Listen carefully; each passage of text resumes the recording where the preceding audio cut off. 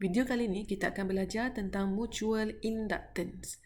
Ada dua learning objektif yang perlu dicapai. The first adalah untuk define mutual inductance and the kedua adalah untuk menggunakan equation bagi mutual inductance between two coaxial solenoid. Okay, so kita recap bersama-sama persamaan antara self-inductance and mutual inductance.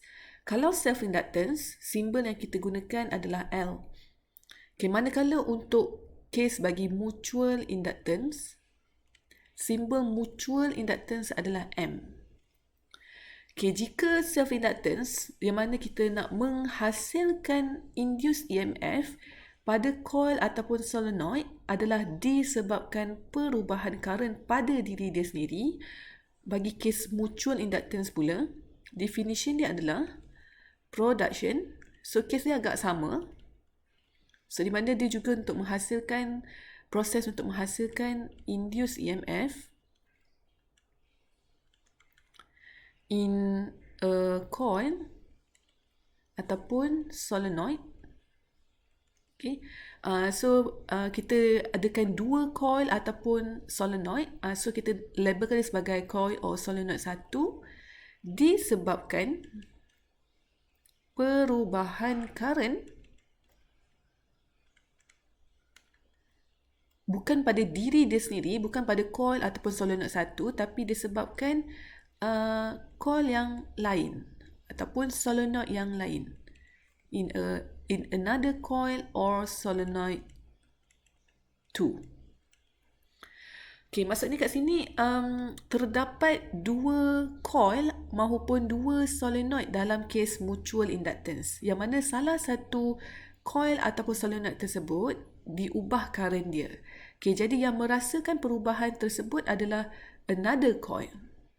Okay, jadi daripada persamaan bagi mutual inductance, M similar dengan self-inductance, dia juga untuk menghasilkan induced EMF.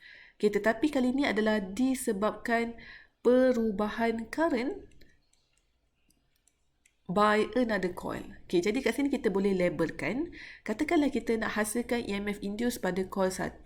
Jadi di I per dt adalah disebabkan coil 2. Okay, dan sebaliknya, jika kita nak hasilkan induced EMF pada coil 2, semestinya adalah disebabkan perubahan current pada coil 1. Okay, ini yang beza antara self and mutual inductance.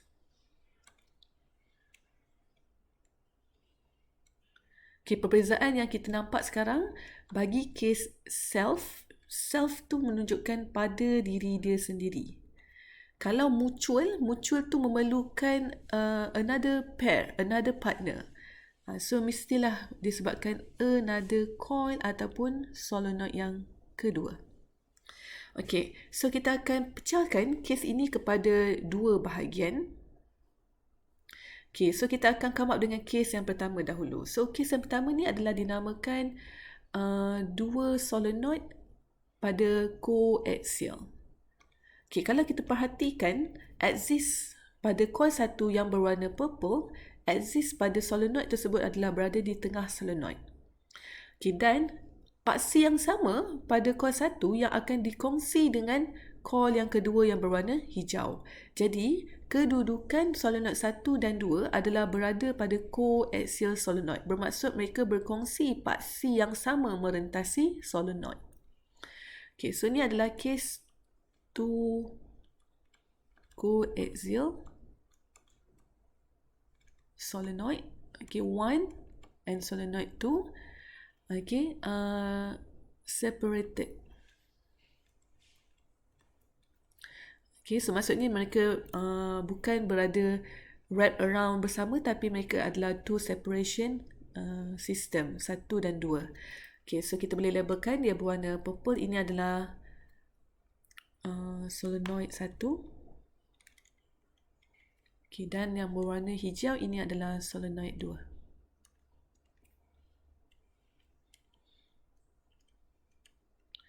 Okay, so macam mana mutual induction proses berlaku? Okay, jadi dalam kes ini, katakanlah kita nak menghasilkan induced EMF pada solenoid 1. Okay, jadi bila kita nak menghasilkan induced EMF pada solenoid 1, jika diperhatikan pada rumus, di mana kita ambil kes yang di sini iaitu EMF induced nak terhasil pada solenoid 1 semestinya adalah disebabkan perubahan current pada solenoid 2. Okay, jadi jika kita nak hasilkan EMF pada solenoid 1, maka kita akan letak satu measurement untuk menentukan jika ada EMF induced yang terhasil. Kalau induced EMF terhasil pada solenoid 1, maka akan terhasil induced current. Jadi kita akan letak satu indikator iaitu galvanometer pada solenoid 1. Galvanometer diletakkan cumalah untuk memastikan memang terhasillah induced EMF pada solenoid 1. Okay, dan perubahan current tu berdasarkan mutual inductance, perubahan current tu adalah disebabkan another coil, which mean solenoid yang kedua. Jadi untuk kita ubah current pada solenoid yang kedua, sebab itulah kita letakkan rheostat dan juga power supply. Okay, power supply ni digunakan untuk menghasilkan current. So current terhasil dalam kes ni adalah secara clockwise direction. So ni adalah current biasa. Okay, dan kita boleh ubah current tersebut, current warna hijau ini, kita boleh ubah dengan cara adjusting the resistance by the rheostat. So this is the rheostat. So bila kita kecilkan resistance pada rheostat, current akan bertambah. Dan kalau kita besarkan resistance pada rheostat, current akan berkurang. So untuk solenoid yang kedua, kita tak letak galvanometer, kita letakkan DC supply dan juga rheostat untuk ubah current tersebut. Okay, sebabkan bila perubahan current tu disebabkan solenoid yang kedua, dia akan menghasilkan induced EMF yang dirasai oleh solenoid 1. Itu beza mutual inductance dengan self inductance. Okay, now kita akan bercakap dengan formula untuk menghasilkan mutual inductance. Okay, so selama kita terangkan proses yang berlaku, kita akan menggunakan equation for mutual inductance. Okay, di mana asas mutual inductance M, okay, adalah daripada rumus dia sama seperti self inductance. Okay, kalau self inductance, okay, saya recap di sini, L self inductance adalah N flux per I. Okay, sama seperti self inductance, mutual inductance juga adalah rumus dia N flux per I. Okay. Tetapi beza di sini adalah N dengan flux ini yang dirasai oleh solenoid 1. Okay, maksudnya kat sini kita akan tukar color. Yang N and flux ini adalah pada solenoid 1. N1, flux 1. Okay, maksudnya solenoid 1 kita boleh tengok berapa banyak bilangan turn pada diri dia sendiri. Okay? Dan bilangan turn tu didarabkan dengan flux, kita akan dapatlah total magnetic flux, which is total magnetic flux linkage pada solenoid 1. So itu adalah pada 1. Okay, dan I ini sebenarnya adalah pada solenoid yang kedua. Perubahan current tu pada solenoid 2. Okay, so kita tukar color. I di sini sebagai I2. Okay, now kita akan masukkan flux 1. Okay, flux 1, rumus dia adalah BA cos theta. Okay, flux 1 adalah BA cos theta. Okay, kat sini, A ini adalah merujuk kepada its own cross-section area. Okay, bermaksud kerata rentas yang berwarna purple ini, yang berbentuk circle, ini adalah area dia. Okay, perpendicular to it, okay, mungkin ke kanan ataupun ke kiri, ini adalah area. So, ini adalah area 1. Okay, A1. Manakala B di sini adalah magnetic field. Okay, kalau tengok pada gambar rajah 1, diperhatikan dekat sini, solenoid 1 tiada current yang mengalir pada diri dia. Okay, sebab apa? Sebab tidak wujud a power supply, maksudnya tak ada current yang mengalir pada diri dia. Bila tak ada current yang mengalir pada solenoid 1, maksudnya B di sini bukanlah magnetic field dia sendiri. So di sinilah penting konsep mutual inductance. Sebenarnya solenoid 1 dia rasa perubahan B disebabkan solenoid 2. Okay, jadi di sini maksudnya B di situ, B yang berwarna purple ni sebenarnya bukanlah diri dia sendiri, tetapi solenoid 1 rasa perubahan B pada solenoid kedua. Okay, iaitu sebenarnya ni adalah B2. Okay, so kita tengok pada arah B2. Okay, jadi dalam gambar rajah, solenoid 2 diletakkan positif, so means current akan goes in clockwise direction. So, menggunakan right hand grip rule bermaksud magnetic field B akan bergerak to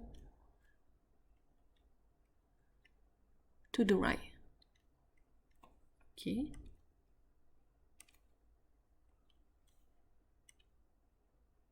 Okay, so kita gunakan right hand grip rule untuk menentukan arah B pada solenoid 2. So, ini adalah B2.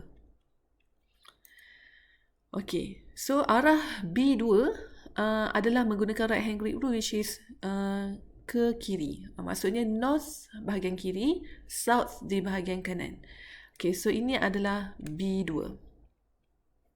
Okay, jadi arah B2 ini, B2 yang berada berdekatan dengan solenoid 1 akan dirasai oleh solenoid 1. So syarat dia bukan sekadar dia berkongsi paksi yang sama, tetapi kedudukan solenoid 1 dan 2 perlu dekat to each other. Jadi bila solenoid yang kedua ni menghasilkan magnetic field B2, jadi magnetic field B2 tu akan dirasai oleh solenoid 1.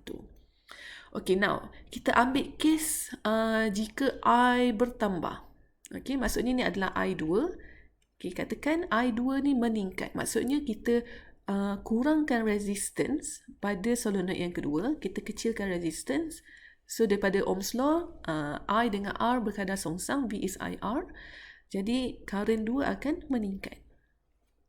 Okay, so kes ini kita akan berbincang tentang current yang meningkat pada solenoid yang kedua. Okey, jadi bila current I2 ni semakin lama semakin banyak, maka B2 daripada 3 line akan bertambah. Okey, penambahan B2 tu akan dirasai oleh solenoid 1. Jadi bila mereka berdekatan to each other, so sebenarnya magnetic field B2 ni juga akan masuk ke dalam solenoid 1. Okey, dia akan masuk.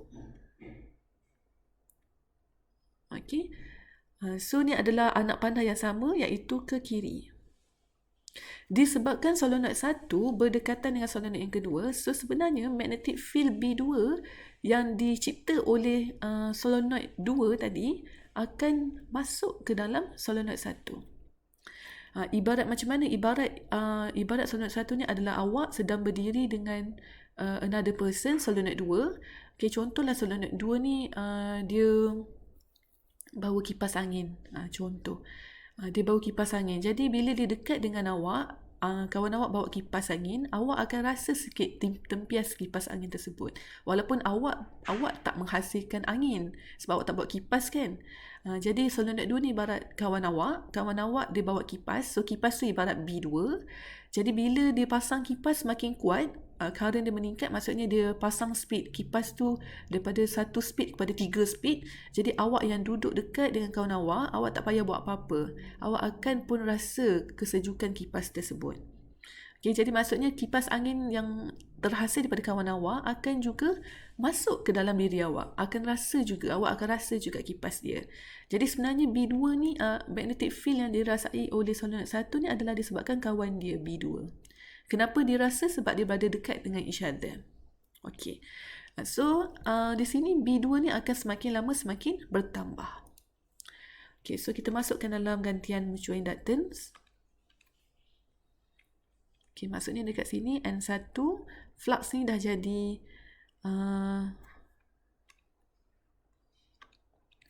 okay, so ni pecahan dia, ni adalah I2.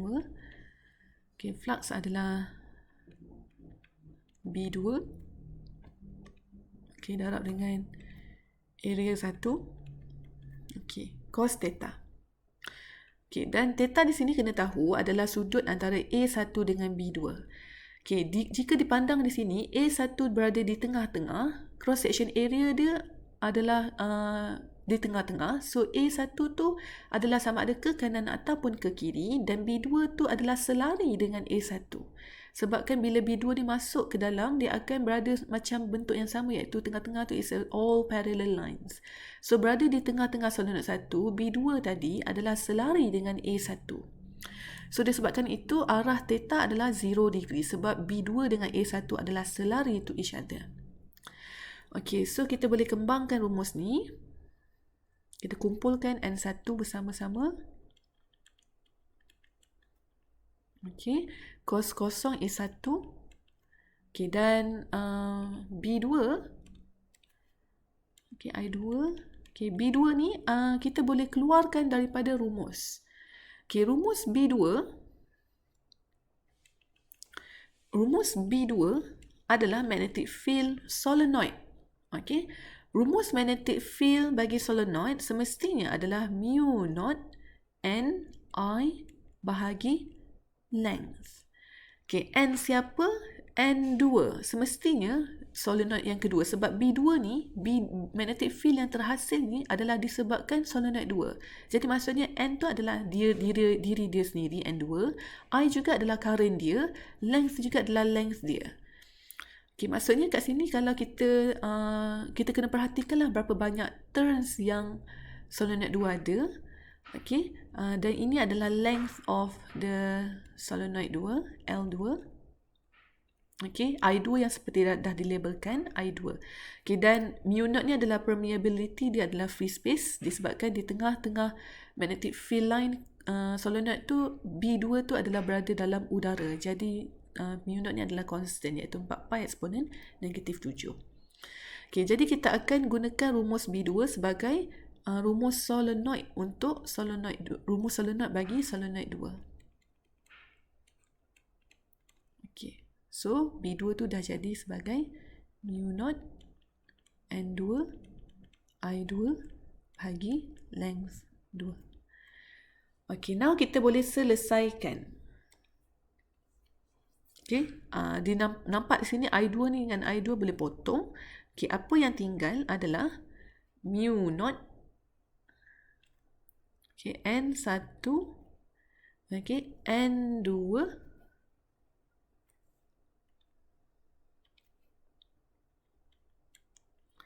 okay, A1, area 1, okay, bahagi dengan length 2. Okay, ini adalah rumus bagi mutual inductance yang terhasil bagi kes pertama.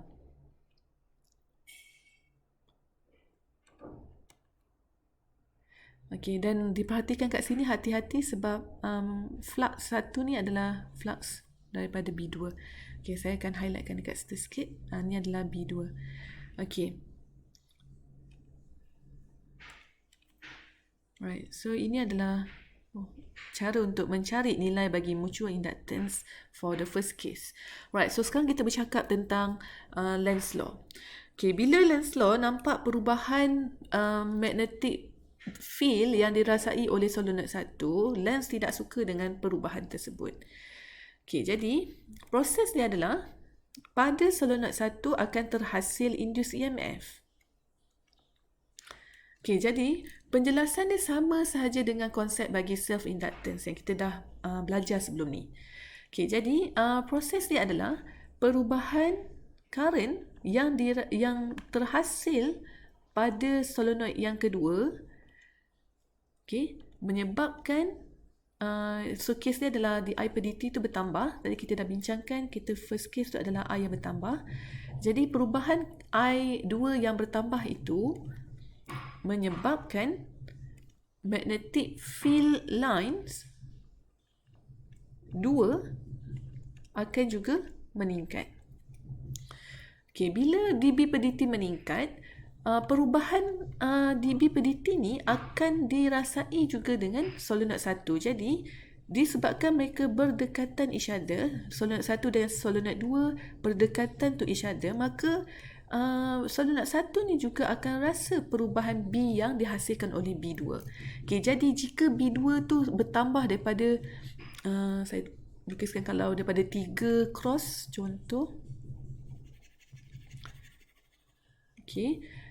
Jadi untuk tengok pada perubahan B tadi, okey, katakanlah kita pandang daripada sisi kanan.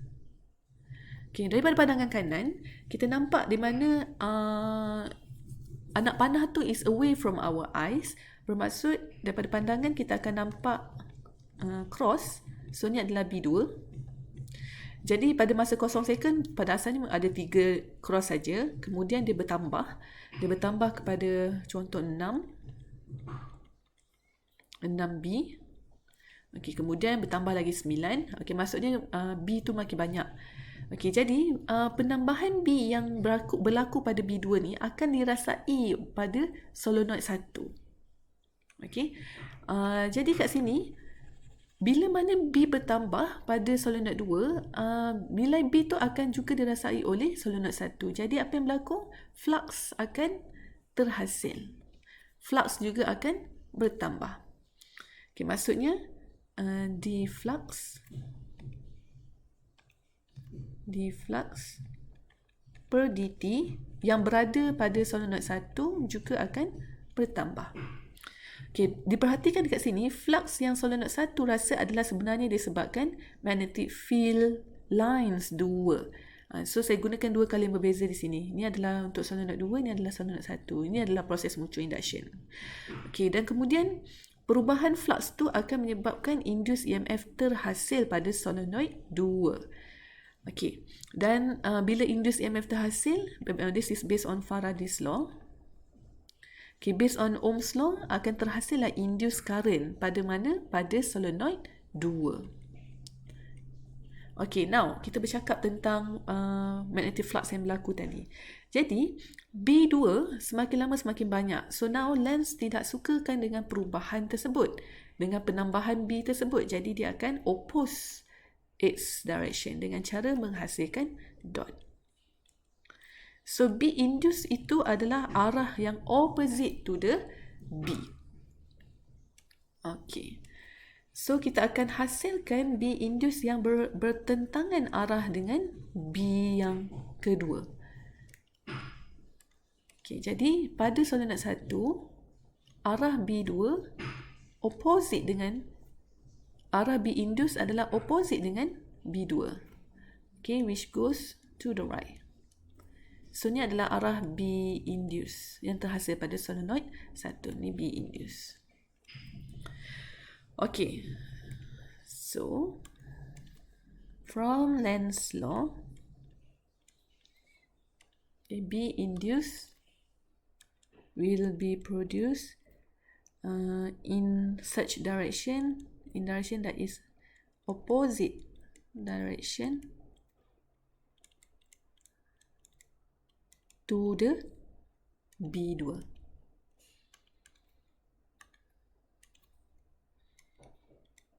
Okay. Dan semestinya bila B induced telah terhasil, akan terhasillah induced current. Okay. Sebabkan daripada rumus yang mana B adalah untuk solenoid is mu0 Ni over length. Okay, jadi bila B terhasil, maka induced current juga akan terhasil pada solenoid 1. Okay, jadi untuk menentukan arah induced current pada solenoid 1, kita akan menggunakan sekali lagi right hand grip rule. Okay, the thumb goes to the right. Kalau tengok pada anak panah B induced yang berwarna oranye, anak panah B induced tu ke kanan. Jadi sepanjang coil, sepanjang solenoid 1, arah B induced ke kanan. So the thumb pointing to the right. Okay, dan arah induced current adalah ke bawah. Kita gunakan right hand grip rule. Okay, so semestinya dia akan go down to the right and goes in anti-clockwise direction. So ini adalah induced current. Okay.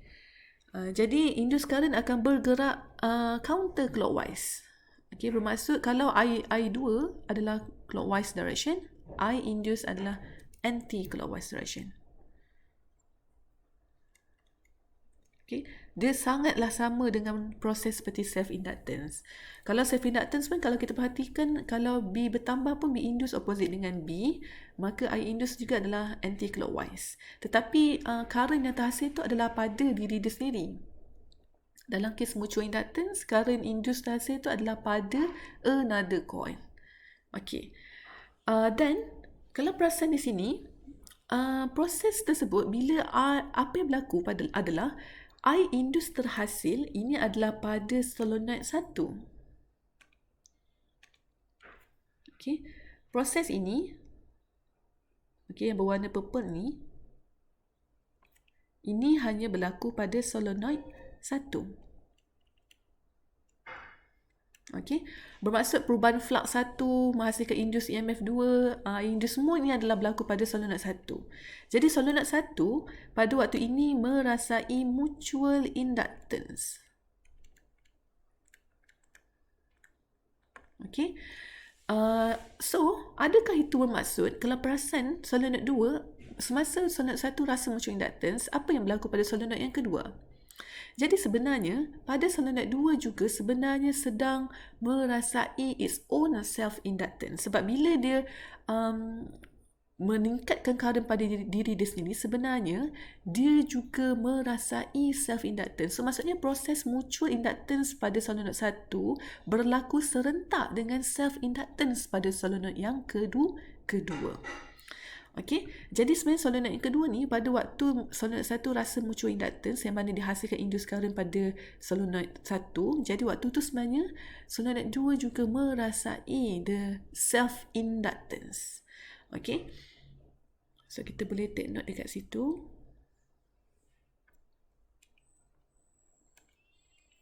Okey, proses yang sama di sini, bila di I2 per dt bertambah, dB2 per dt bertambah. Okay. Bukan sekadar solenoid 1 je rasa penambahan flux, tapi sebenarnya solenoid 2 juga akan merasai penambahan flux tersebut. Sebab tu saya tukar color, ini adalah purple pada solenoid 1, ini adalah hijau pada solenoid 2. Okay, sama seperti solenoid 1 sebenarnya induced EMF juga akan terhasil pada solenoid 1, tapi khususnya kat sini adalah ni 2 khususnya di sini. Okay, sekejap. Right, so pembetulan ini bukan EMF 2 ini adalah induced EMF 1, ini adalah induced current 1. Okay, saya tak perasan tadi. Okay, ni 1, ni 1. Sebab ni semua pada solenoid 1. Okay, yang kat sini baru EMF 2. Okay, now induced current juga terhasil pada solenoid 2. Okay, I induce 2. Okay, dan sama seperti kes bila flux bertambah, Lenz law tidak suka dengan perubahan tersebut, dia akan create its own B induced juga pada solenoid 1. Saya gunakan color lain. Okay, so arah B induced juga sebenarnya adalah bertentangan arah. Sebab bila je B bertambah, maksudnya B induced akan bertentangan arah dengan B. Okay. Jadi dekat sini induced current juga sebenarnya terhasil pada solenoid 2. Okay, yang mana arah dia juga adalah in anti-clockwise.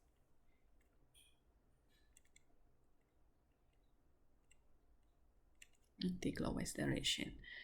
Okay, yang proses di sini adalah sebenarnya berlaku pada solenoid 1. Solenoid 2. Okay, so ini proses yang berlaku serentak dengan mutual inductance, iaitu solenoid 2 berlaku serentak iaitu self inductance. Okay, jadi jika diperhatikan pada solenoid 2, B induced juga sebenarnya terhasil pada solenoid 2. Yang berwarna orange tu pada solenoid 1, yang berwarna kuning ni adalah pada solenoid yang kedua. Jadi arah dia bertentangan arah B2, so it goes to the right. Okay. Jadi bila goes to the right, gunakan right hand grid rule untuk menentukan arah induced current 2. Jadi arah dia bertentangan arah. Okay, so iaitu I induced pada solenoid 2. Okay, kalau nampak di sini arah induced current pada solenoid satu is anti-clockwise, pada solenoid yang kedua juga adalah anti-clockwise. Kedua-dua indus current yang terhasil adalah anti-clockwise.